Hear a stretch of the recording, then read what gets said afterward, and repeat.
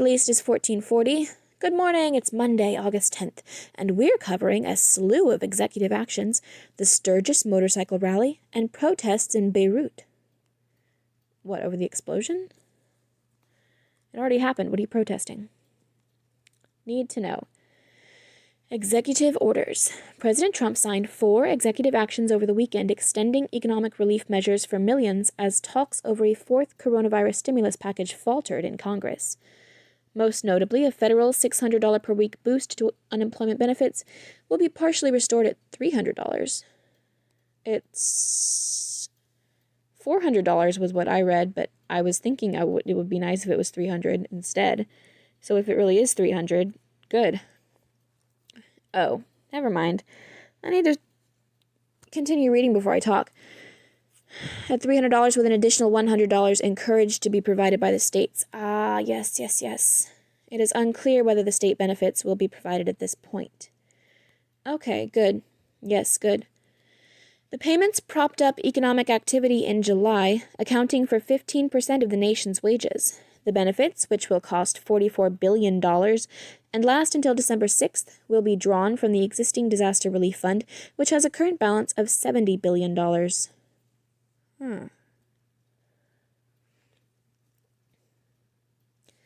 If the funds in the disaster relief fund is $70 billion, why were both the Republican and the Democrats' bills in the trillions? Well, the Republican was $1 trillion. The Republican bill was $1 trillion. The Democrats' bill was $2 trillion. It was higher, but then they lowered it. Why can't they narrow down what they want to fit inside that fund so that we don't have to, find a different place to get the money from? I'm just saying. Additionally, the payroll tax will be deferred until December 31st for those making less than $100,000, and student loan payments may be deferred with no interest. A federal moratorium on evictions was not extended. That's probably for the best. But housing authorities were instructed to find ways to help tenants avoid evictions. That's nice. Talks on the next stimulus bill currently appear stalled. Yeah. Yep. Congratulations to 1440 for being objective on this. As I read last night from Yahoo News, they were extremely not objective. Everything was all about Trump stepping in and taking Congress's power just so he'll look good for his re-election campaign. And they complained both about him taking the power away from Congress, but then also about how his what he did was not strong enough and there was still work to be done by Congress. Like, you can't bitch about both of those. Congress should do their job. Yes, they weren't doing their job. That's why he did a few things. He gave them some nudges. Now they need to get back to doing their damn job. Anyway. Sturgis begins. One of the world's largest motorcycle rallies began over the weekend with an estimated 250,000 bikers descending on Sturgis, South Dakota, despite coronavirus fears. Though scaled down, around 500,000 normally attend. Wow. The 10-day event is expected to be the biggest public gathering in the U.S. since the panic began.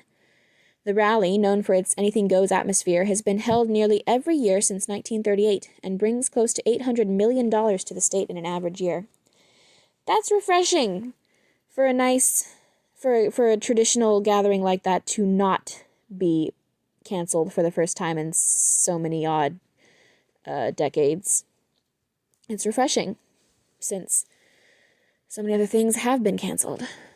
South Dakota has seen a relatively low number of coronavirus infections so far, with less than 10,000 in total, around 30th for U.S. states per capita, and under 150 deaths. Still, reports say visitors have largely ignored social distancing guidelines, sparking fears of a superspreader event. Officials from the Cheyenne River Sioux tribe banned all non-commercial travelers from tribal lands, which sit east of Sturgis. See photos from the opening weekend here.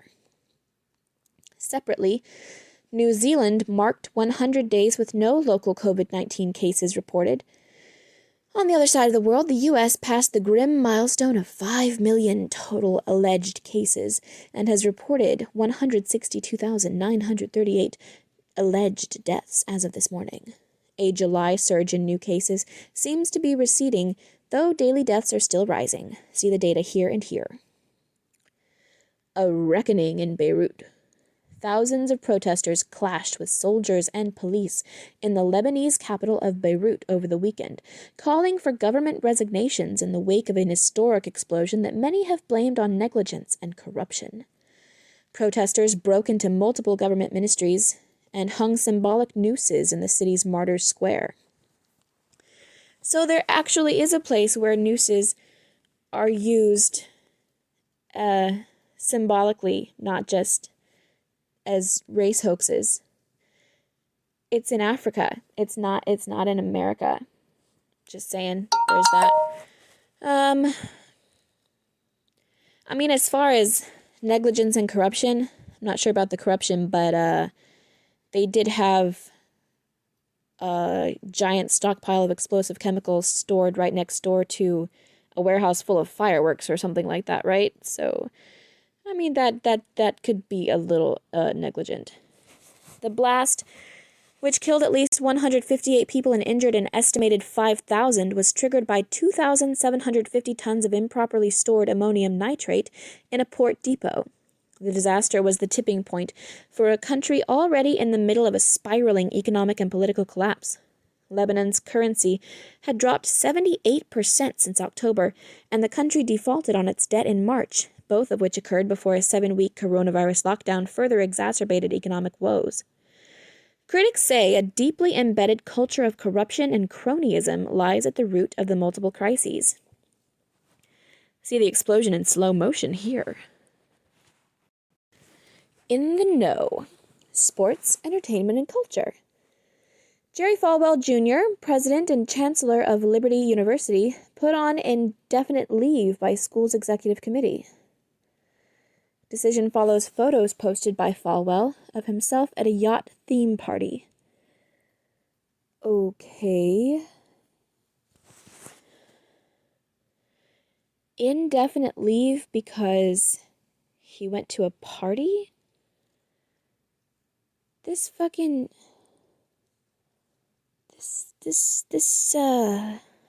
time in our lives is so awful.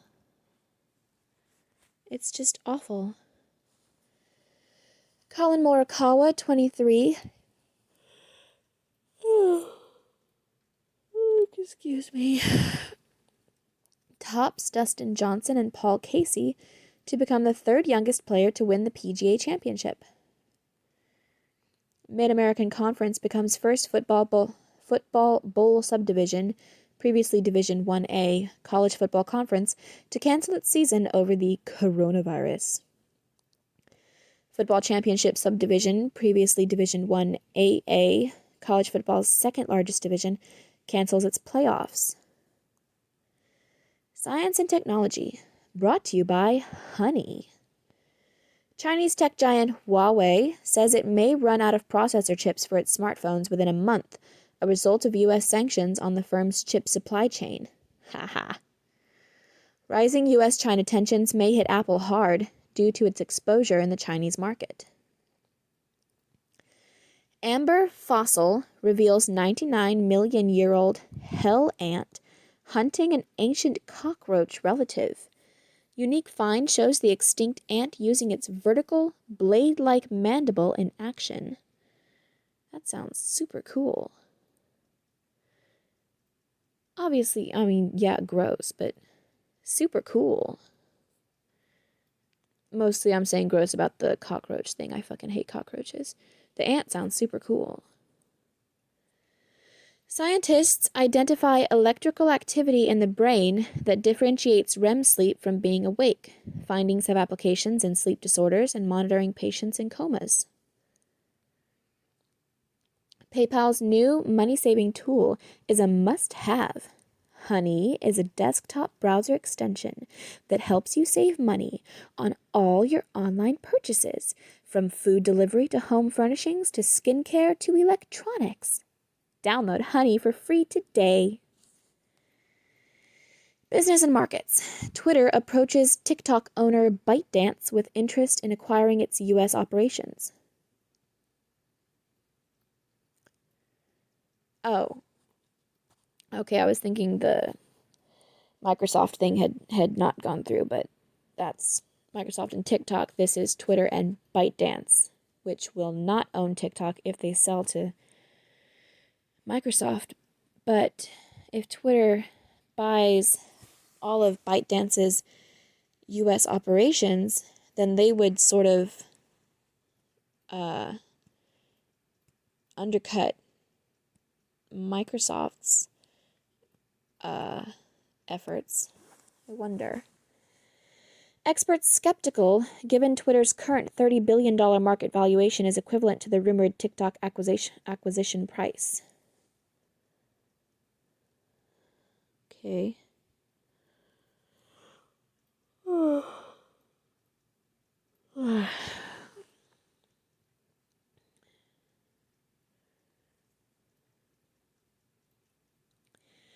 A $765 million government loan for Eastman Kodak to produce pharmaceutical ingredients on hold as government agencies evaluate allegations of wrongdoing around options and insider trading.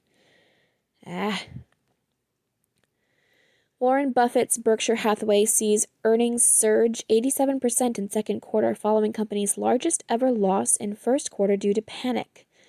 Company buys back a record $5.1 billion in shares. Saudi Arabian majority state-owned oil business Saudi Aramco sees 2020 first-half profits drop 50% as oil prices crater. Feeling overwhelmed by your finances? The Penny Hoarder can help. Get simple, straightforward strategies for making and managing money delivered right to your inbox. Sign up today. Politics and world affairs. Portland, Oregon and police declare a riot as a police union office is vandalized and set on fire. 24 people arrested for throwing rocks, firecrackers, and other objects at police. Get out there and crack some damn skulls. Reports say crowds number in the hundreds, figuratively, of course. Reports say crowds number in the hundreds with a smaller group responsible for violence and property damage.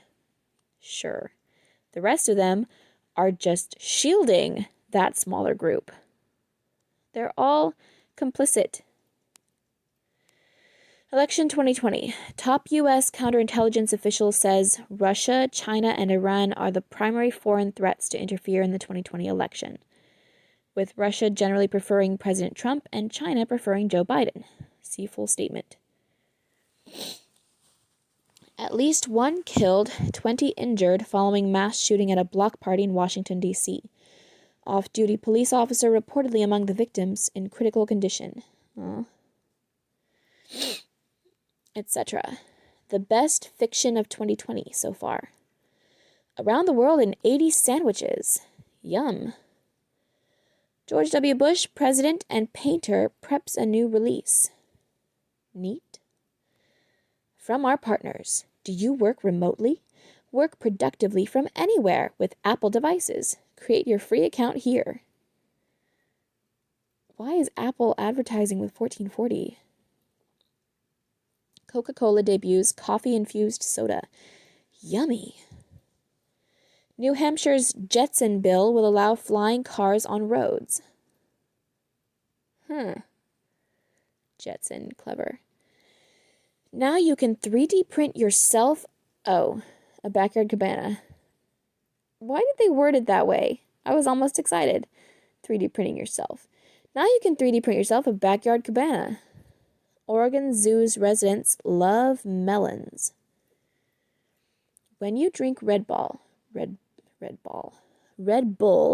it doesn't give you wings. Interesting. Clickbait. Wild boar steals nudist's laptop. Warning. Nudists. Okay. I wasn't expecting that. I wasn't expecting that there would be nudists in this in this little thing that has to do with nudists. History book. The Louvre opens in Paris, 1793. Happy birthday, Smithsonian Institution, 1846. Why didn't they just say, Happy birthday, Louvre? Former President Herbert Hoover born, 1874.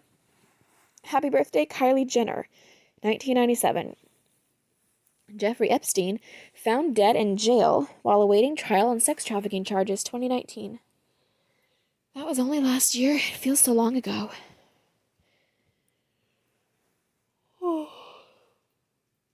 Oh no, I'm so tired. I'm sorry. Freedom is the open window through which pours the sunlight of the human spirit and human dignity. Herbert Hoover. Human spirit and human dignity. That dignity thing is a thing that we have lost quite a bit of. And I'm not saying it's been taken away. It's been being given away. It's been being lost by... Each person is losing their own dignity. It's not the thing that's being taken. We sacrifice our dignity for fame and money, things like that.